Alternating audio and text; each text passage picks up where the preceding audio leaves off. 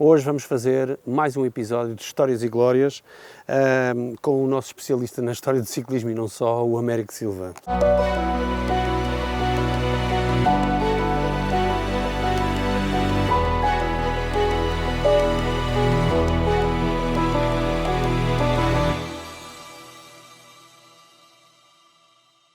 Hoje escolhemos o Polydor, uma referência no ciclismo mundial, o eterno segundo, como ficou conhecido, mas na verdade teve uma carreira mais longa do que os adversários com quem ele se confrontou, quer dizer, teve mais anos no ciclismo topo do que o Anquetil ou do que o Merckx, nomeadamente.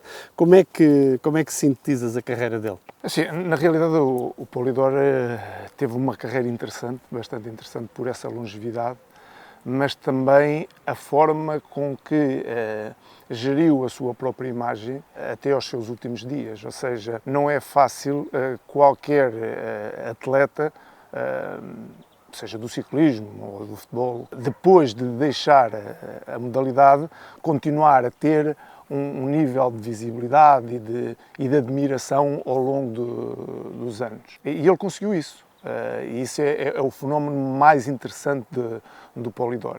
Agora, o Polydor nasceu e cresceu basicamente, e a sua juventude foi passada durante a Segunda Guerra Mundial. Nasceu numa família pobre. Ao ser o mais novo dos irmãos, teve alguma vantagem nesse aspecto, que lhe proporcionou, de uma certa forma, poder praticar a modalidade que ele gostava de praticar. Chegou aos 19, 20 anos, na altura que os franceses não dominavam na totalidade a modalidade. Eram mais os italianos, não é? Eram mais os italianos, o Coppi, o Bartali, mas tinha um senhor chamado Louison Bobet, que já tinha vencido o Tour. E foi-lhe dada essa possibilidade de ele começar, mesmo sendo uma família pobre, de começar a praticar o ciclismo. E logo aí começou a demonstrar que tinha muitas qualidades para esta modalidade. Passou a profissional por uma equipa que ao fim e ao cabo o acompanhou durante toda a sua carreira, que foi a empresa Mercier, e acabou por fazer o seu palmarés no auge de dois grandes ciclistas que venceram ambos 5 voltas à França. Primeiramente o Anquetil, que foi aquele que mais marcou a carreira do Polydor, acaba por ser um rival francês, e logo aí criou essa paixão entre os franceses de ser dois franceses a disputar uma volta à França. Mas, na verdade, o Polydor, por vezes, mais popular, apesar do Anquetil ter mais vitórias, que era um fenómeno muito engraçado. Ali criou-se a imagem do Polydor e do Anquetil como duas fações da França. Os adeptos do Polydor, a classe mais pobre e a classe... E humildes, sim. Humildes. O Anquetil e o mais Anquetil, arrogante. parte mais abastada, inclusivamente porque o Anquetil acabou por casar com uma senhora que já era casada com um médico, ou seja, que havia ali uma relação já com a parte alta da sociedade francesa. Inclusivamente há várias histórias em relação a principalmente a essa convivência dele com o Anquetil, muito embora ele depois acabou por passar a fase do Anquetil, a carreira do Anquetil. O Anquetil deixou de correr e ele entra na fase do Eddy Merckx. Aí já era belga, já ainda mais os franceses se identificavam com ele. Precisamente, criou ainda mais paixão nos franceses. E essa é a parte mais curiosa, na realidade, da carreira do Polydor, porque ele conseguiu fazer pódios com o Anquetil e pódios com o Merckx. Fez 14 tours, correu 14 tours e dos 14 tours fez 8 pódios. Entre Anquetil, Merckx e inclusivamente um que também já falámos, que foi o Gimondi. Num tour que à partida, não estando nem o Merckx nem o Anquetil, e perante aquela grande rivalidade que havia com o Anquetil, que eles esperavam que ele vencesse aquele tour.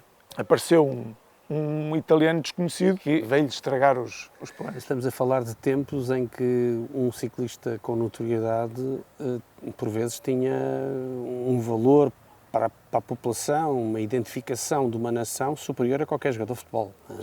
Em Portugal também aconteceu isso com o Joaquim Agostinho, mas nos anos 60, em particular em França, um ciclista era uma estrela absoluta, enfim, sobretudo um ciclista deste tipo. Bom, mas apesar de tudo, a verdade é que o Polidor não foi sempre segundo, também ganhou muita corrida, não é? Isso às vezes é esquecido. Pois ficou a imagem, Por causa de tudo.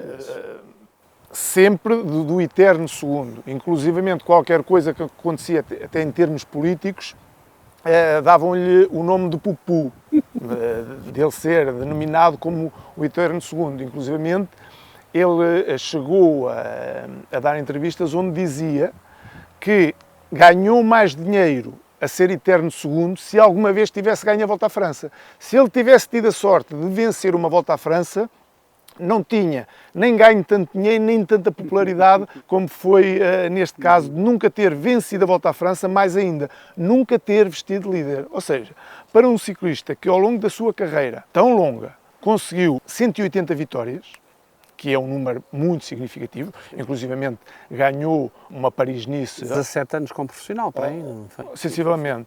Ganhou o Paris-Nice. Ou Eddy Merckx. Não é muito normal, inclusivamente com esta quantidade de pódios, que nem sequer por uma vez tenha conseguido...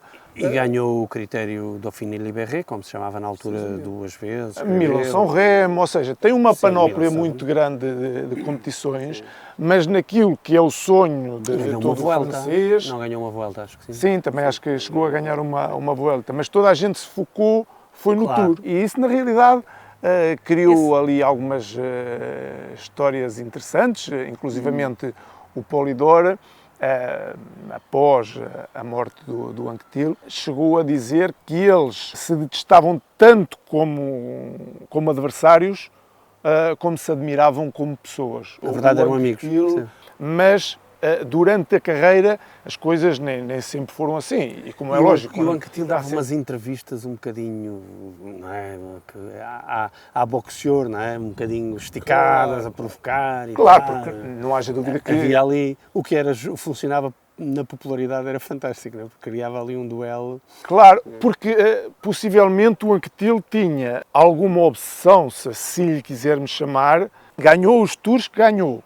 E o Polidor, não ganhando, acabava por faturar mais, em algumas vezes, do que o Anquetil. E ele assim, quer dizer, eu ganho 5 tours, ganho não sei quantos prémios das nações, voltas à Itália, e este gajo faz segundo, ganha mais dinheiro que eu.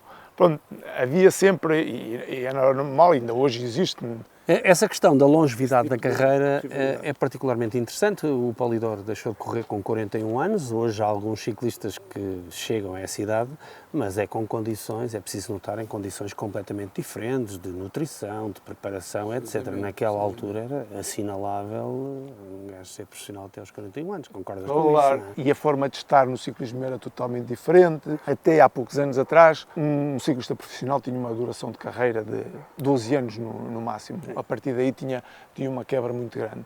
E o Polidor conseguiu gerir aquele nível que tinha até entrar na casa dos 40 anos. Sim. E, na verdade, essa popularidade, quando surgiu o Merckx, que obviamente era um pouco mais novo que o Polidor, manteve-se, ou seja, o Merckx era entendido como um ciclista mais científico, que cuidava dos pormenores, e o Polidor era o ciclista do povo, particularmente para os franceses, porque um era belga, outro era francês, mas continuou essa imagem, esse perfil na cabeça das pessoas. Não é? É, completamente, porque...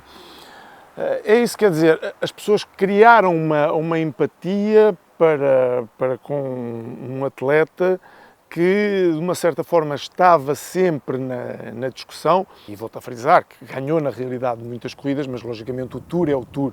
O Tour é que marca... E para os franceses era isso que era o objetivo. Claro, e pós-Segunda Guerra Mundial, o Tour fazia de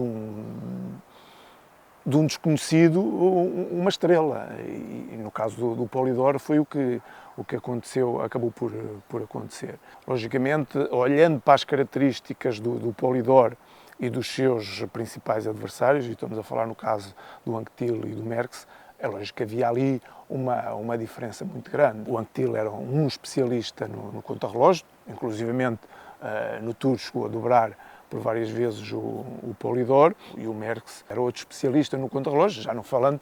E na alta montanha ele normalmente não conseguia, uma vez que outra, chegou a acontecer que ficou mítico a chegada ao Puy de Dôme com o Anquetil, porque foi das poucas vezes que o Polidor conseguiu bater o Anquetil. E depois com o Merckx... É essencialmente um trepador, também ganhou algumas vezes, havia um prémio que era o Montjuïc em Barcelona, precisamente, e ele ganhou 2 vezes. E era principalmente um ciclista muito regular, e foi regular tanto no Tour, como foi regular na carreira dele toda, ou seja, foi um ciclista que pautou sempre a carreira dele, tanto em termos particulares de cada competição, como da carreira na totalidade pela sua regularidade ao longo dos anos. Em termos enfim, de histórias, nós procuramos sempre, tentamos aqui partilhar alguns aspectos particulares, um episódio. O que é que achas que podias destacar em relação ao Polidor? Quando o Anquetil deixou de correr, logicamente pela popularidade que tinha, começou a comentar para a televisão francesa, e um dia ele tinha uma filha com 1 ano e meio, entre 1 ano e meio a 2 anos, e na altura as pessoas usavam muito os bonés, aqueles bonés de ciclismo. O Polidor estava naquela altura a defrontar o Merckx na volta à França, e logicamente as estradas enchiam-se de adeptos do Polidor, com o bonézinho e com os dizeres Pupu. O Anquetil estava à beira da estrada, a ver passar uma das etapas do Tour, com a filha, e logicamente os adeptos era tudo Pupu, alê Pupu, alê Pupu. E a miúda com aquela idade começou a gravar o Pupu, Pupu, e então começou a dizer Pupu avant papá, ou seja, o Polidor primeiro com o pai. E o Anquetil, assim, quer dizer, este gajo como segundo andou a ganhar mais dinheiro que eu, e agora ainda por cima tenho uma filha que adora mais a ele do que me adora a mim. E então, a popularidade ter cá em casa, o outro ganha. Precisamente. E então, eles que nessa altura ainda não tinham uma relação muito chegada, esse fator acabou por, segundo o Polidor, servir quase de um fator de união em termos de amizade a partir dali, porque o Anquetil pegou na miúda e foi ao hotel onde estava o Polidor, bateu-lhe à porta do quarto, o Polidor abriu a porta e ele diz assim, pá, arranja-me um boné para oferecer à minha filha, que tu andaste estes anos todos, em francês ele diz à me merder, ou seja, como quem diz a me chatear, um termo mais simpático, a chatear-me. Uma tradução assim, eu deixei agora de correr e continuas-me a chatear na mesma, que a miúda na estrada está a dizer Pupu avant papá. Ele riu-se, é lógico que foi buscar um boné, assinou para a miúda, e a partir daí começou-se a criar, em vez daquela rivalidade que existia dos anos de competição, criou-se ali uma relação de amizade que levou a que o Anquetil, quando já estava para morrer, ou seja, num hospital, e ele sabia a doença que tinha e que aquilo já não havia volta a dar, e o Polidor foi visitá-lo ao hospital. O Polidor diz que ficou impressionado com a forma como ele, de uma certa forma, abordou a morte.